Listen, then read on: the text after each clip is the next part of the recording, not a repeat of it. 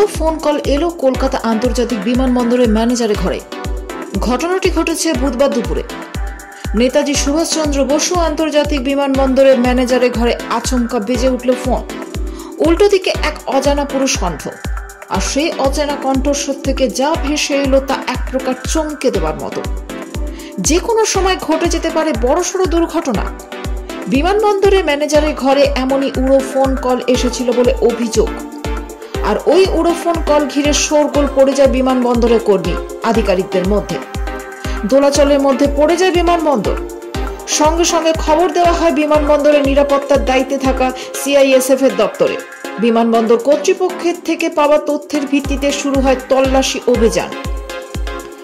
পাশাপাশি বিমানবন্দরের থানাতেও গতকাল দুপুর 3:30 নাগাদ একটি লিখিত অভিযোগ জানানো হয়। অভিযোগের প্রেক্ষিতে তদন্ত শুরু করে বিমানবন্দর থানা। যে নম্বর থেকে উড়ো ফোন কল এসেছিল সেই নম্বরে খোঁজ শুরু করা হয়। নম্বর ট্র্যাক করে পুলিশ জানতে পারে ফোনটি এসেছিল বারাসত থেকে।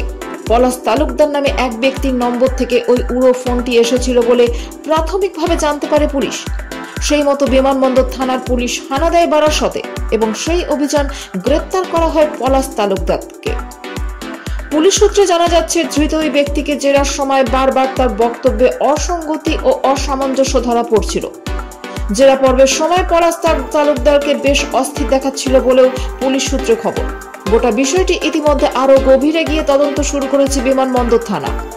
কি কারণে ওই উড়ো ফোন করা হয়েছিল সেই বিষয়টি খতিয়ে দেখা হচ্ছে বলে খবর।